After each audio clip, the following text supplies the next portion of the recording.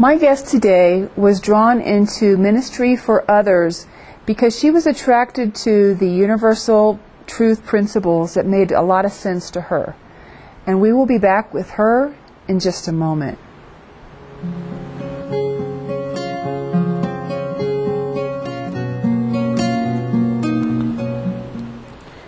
And we're with my guest today. She has her master's degree in counseling. She worked for 18 years with the Department of Defense and then also 8 years with Los Alamos, both in personnel.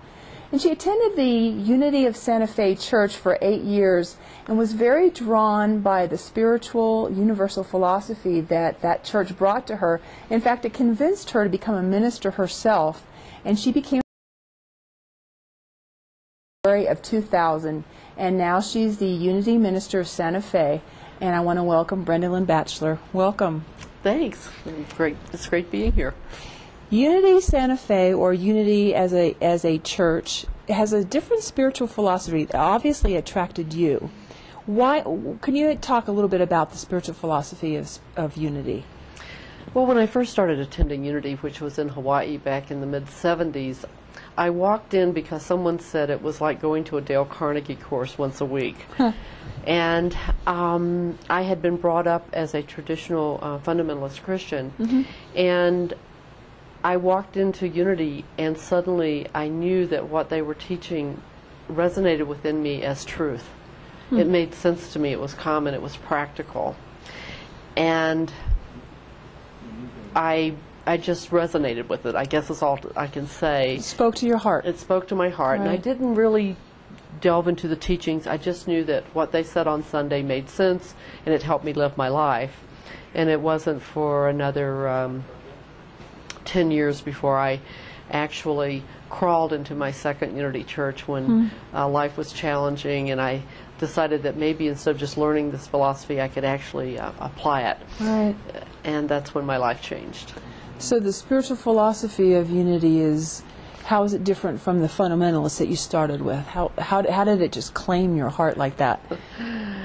I think the practicality of it. Uh-huh.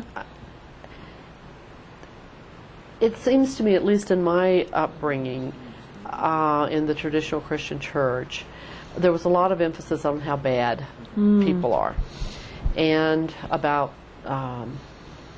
going to hell, a geographical location called hell, and things like that. And in Unity, the first thing that struck me was that they said that we're all good, that we are inherently good. And I've sort of added to that now, and I say regardless of how we're acting, that there is a goodness in us that we call the Christ. That is what Jesus realized. And so we focus on what we believe Jesus taught rather than on the man Jesus. Right. And we believe that our salvation isn't from some geographical location in the afterlife, but from the toil and turmoil of everyday life. That if we will live what Jesus taught, then we can live our life in peace, wisdom, and love right here today on planet Earth, in this body. Right. And so what Jesus taught at that time still pertains to us today. And that it sounds to me like it's more of an empowering kind of thing. When you compare it to Dale Carnegie, I mean, it's very much an empowering kind of a religion and philosophy then too, right? Starting out good is already a better step than being damned to hell or having to fight your way back up. Right. That we come into the world as an expression of God. That doesn't mean we are God, but we are an expression of God. And so our 5 basic beliefs are that there is only one presence and one power in the universe and in our lives, and that is God, and God is good. And the second one is that we are made in the image and likeness of God. Therefore, we are also divine, and we are also good, regardless of how we may be acting. Behaving, yeah. And the third one is that we connect with God, and we know our oneness with God through prayer. The fourth one is that we call it the law of mind action, and that is that thoughts produced in mind produce after their kind. So it's whatever we hold on to in our beliefs that manifest in the world. Right. And the fifth one is that universal truth principles, whatever we want to call them, Right. as long as they are theoretical, aren't of much benefit to us. But it's when we apply them in our daily life Right. that they make a difference. And so I say that's where the rubber meets the road. Right. Can we take these principles? Can we live them in our daily lives? Now, spirituality and religion get confused a lot, I think.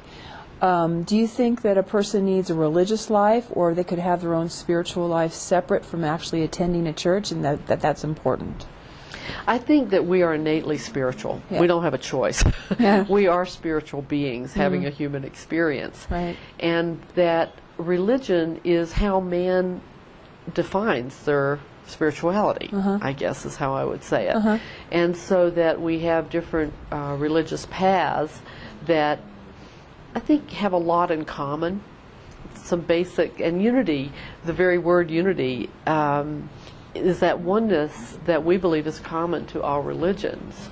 And that if you look at what all the great religions teach, unity kind of gleaned what we think is the best from all of them. Right. And we say there's nothing unique that we teach. No. There's nothing unique to unity. It is universal truth. And we honor all paths, and we truly believe that no matter what path people are on, that if they will follow its teachings and its tenets, then they can live their life in peace, wisdom, and love. Right. So some people do, everybody's spiritual, as you said, we're spiritual beings in a human body or in a human condition. But some people seem to feel like an organized religion, a church, a building that they go to helps them with that, because it helps organize their thoughts maybe, or helps them connect to their spiritual selves. And some people believe, I don't ever have to go to a church. I have my own spiritual life just going out into my backyard, connecting with nature. So you're basically saying that either works for whoever, it just kind of depends on who you are then, I guess. I think so. Yeah. I think the main reason that people go to church on Sunday or synagogue on Friday night or whatever is that Jesus said where two or more are gathered, there I am in the midst of them, and I am is God.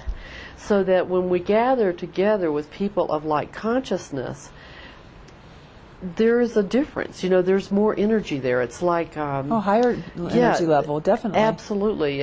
And you to me, we gather together in unity to support, nourish, and inspire one another to be all we can be. Right. And to take these principles and talk about and discuss and work with them in our daily lives.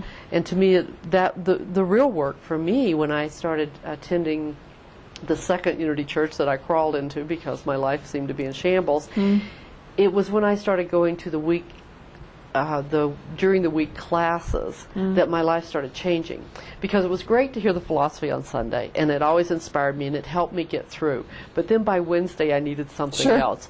Another jump start, yeah. Right, and so on Wednesday I would go, and we actually, in these smaller groups and discussions, we could talk about, well, I tried this and it didn't work for me, and somebody else could say, well, here's how it was worked for me.